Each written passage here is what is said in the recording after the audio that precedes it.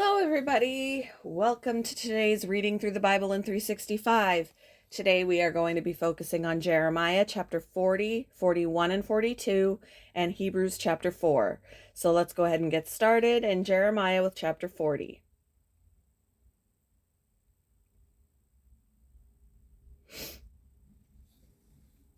The word came to Jeremiah from the Lord after Nebuzaradan, commander of the imperial guard, had released him at Ramah. He had found Jeremiah bound in chains among all the captives from Jerusalem and Judah who were being carried into exile to Babylon. When the commander of the guard found Jeremiah, he said to them, "The Lord your God decreed this disaster for this place, and now the Lord has brought it about. He has done just as he said he would. All this happened because you people sinned against the Lord and did not obey him. But today I am freeing you from the chains on your wrists. Come with me to Babylon if you like, and I will look after you. But if you do not want to, then don't come back. Look, the whole country lies before you. The whole country lies before you. Go wherever you please." However, before Jeremiah turned to go, Nebuzaradan added, "Go back to Gedaliah, son of Ahikam, the son of Shaphan, whom the king of Babylon has appointed over the towns of Judah, and live with him among the people, or go anywhere else you please." Then the commander gave him provisions and a present, and let him go. So Jeremiah went to Gedaliah, son of Ahikam, at Mizpah, and stayed with him among the people who were left behind in the land. When all of the army officers and their men who were still in the open country heard that the king of Babylon had appointed Gedaliah, son of Ahikam, as governor over the land and had put him in charge of the men, women, and children who were the poorest in the land and who had not been carried into exile to Babylon, they came to Gedaliah at Mizpah. Ishmael, son of Nethaniah, Johanan, and Jonathan, the sons of Kariah. Seraiah, son of Tanhumeth, the sons of Ephi, I don't know, the Netophathite,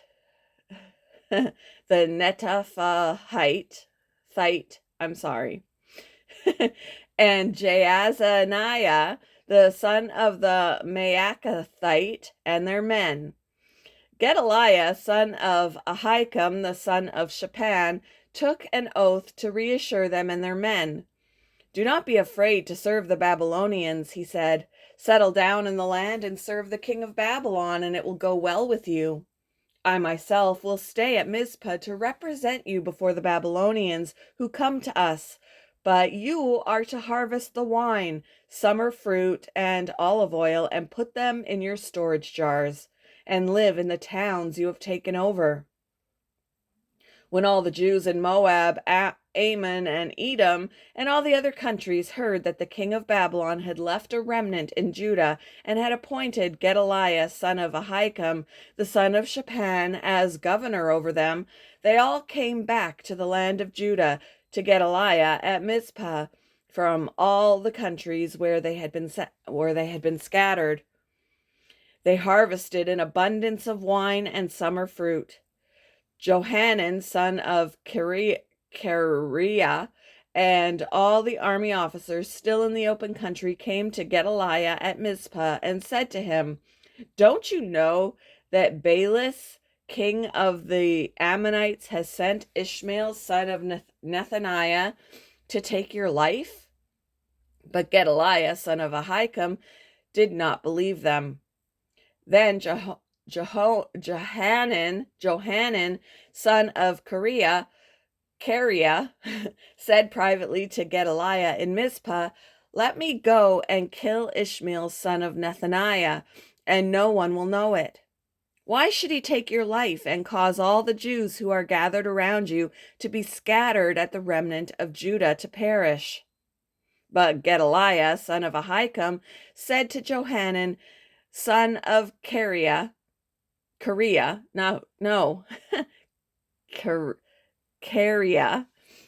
"Don't do such a thing. What you are saying about Ishmael is not true." Chapter 41.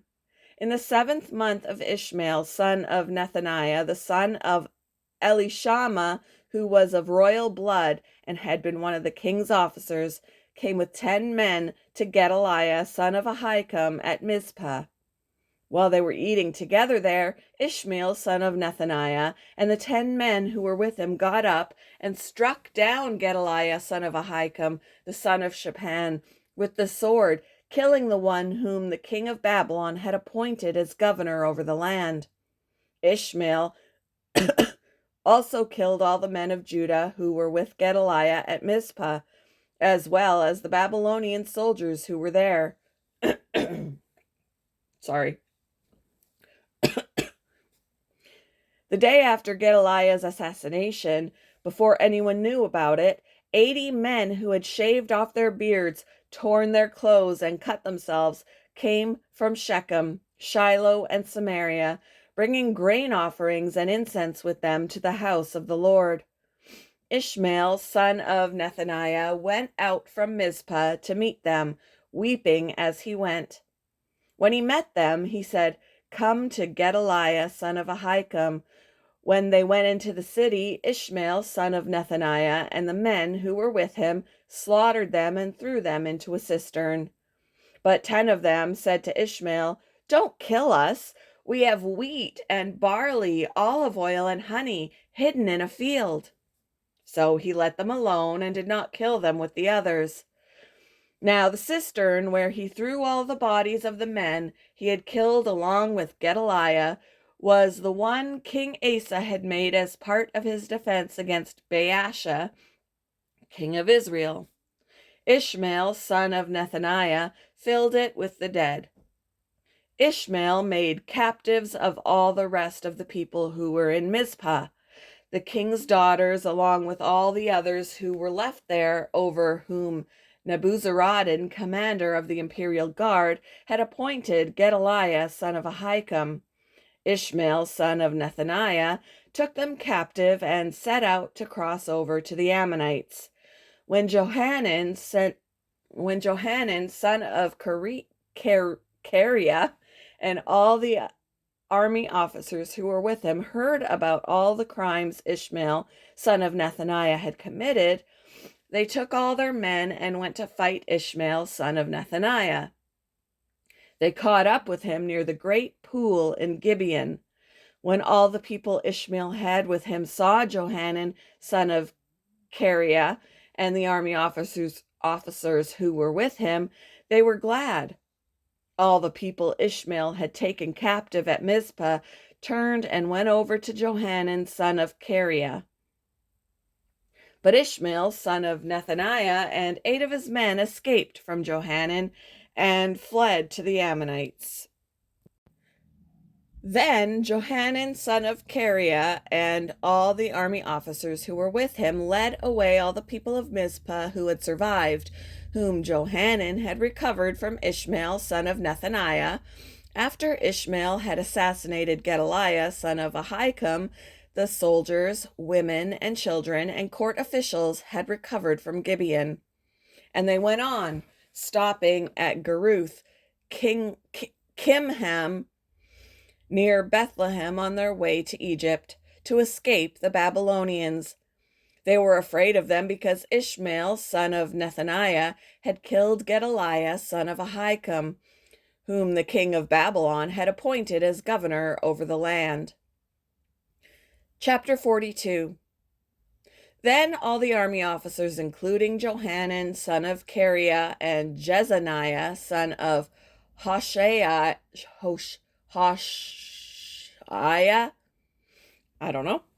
and all the people from the least to the greatest, approached Jeremiah the prophet and said to him, Please hear our petition and pray to the Lord your God for this entire remnant. For as you now see, though we were once many, now only a few are left. Pray that the Lord your God will tell us where we should go and what we should do." "I have heard you," replied Jeremiah the prophet. "I will certainly pray to the Lord your God as you have requested. I will tell you everything the Lord says and will keep nothing back from you." Then they said to Jeremiah, "May the Lord be a true and faithful witness against us if we do not act in accordance with everything the Lord your God sends you to tell us. Whether it is favorable or unfavorable, we will obey the Lord our God to whom we are sending you, so that it will go well with us, for we will obey the Lord our God." 10 days later, the word of the Lord came to Jeremiah. So he called together Johanan, son of Kareah, and all the army officers who were with him, and all the people from the least to the greatest. He said to them, "This is what the Lord, the God of Israel, to whom you sent me to present your petition, says. If you stay in this land, I will build you up and not tear you down. I will plant you and not uproot you. For I have relented concerning the disaster I have inflicted on you. Do not be afraid of the king of Babylon, whom you now fear. Do not be afraid of him, declares the Lord, for I am with you, and will save you and deliver you from his hands. I will show you compassion, so that he will have compassion on you and restore you to your land. However, if you say, 'We will not stay in this land,' and so disobey the Lord your God, and if you say, 'No, we will go and live in Egypt, where we will not see war, or hear the trumpet, or be hungry for bread,' then hear the word of the Lord, you remnant of Judah. This is what the Lord Almighty, the God of Israel, says. If you are determined to go to Egypt, and you do go to settle there, then the sword you fear will overtake you there, and the famine you dread will follow you into Egypt, and there you will die. Indeed, all who are determined to go to Egypt to settle there will die by the sword, famine, and plague. Not one of them will survive or escape the danger I will bring on them. This is what the Lord Almighty, the God of Israel, says. As my anger and wrath have been poured out on those who lived in Jerusalem, so will my wrath be poured out on you when you go to Egypt. You will be a curse and an object of horror, a curse and an object of reproach. You will never see this place again. Remnant of Judah, the Lord has told you, do not go to Egypt. Be sure of this. I warn you today that you made a fatal mistake when you sent me to the Lord your God and said, 'Pray to the Lord our God for us. Tell us everything he says and we will do it.' I have told you today, but you still have not obeyed the Lord your God in all he sent me to tell you. So now be sure of this. You will die by the sword, famine and plague in the place where you want to go to settle." Hebrews chapter 4. Therefore, since the promise of entering his rest still stands, let us be careful that none of you be found to have fallen short of it. For we also have had the good news proclaimed to us just as they did. But the message they heard was of no value to them, because they did not share the faith of those who obeyed. Now we who have believed enter that rest, just as God has said. So I declared an oath in my anger, they shall never enter my rest. And yet his works have been finished since the creation of the world. For somewhere he has spoken about the seventh day in these words. On the seventh day God rested from all his works. And again in the passage above he says, they shall never enter my rest.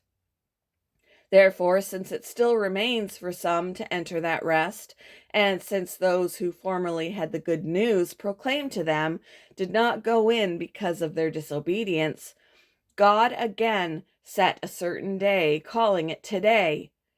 This he did when a long time later he spoke through David, as in the passage already quoted. Today, if you hear his voice, do not harden your hearts.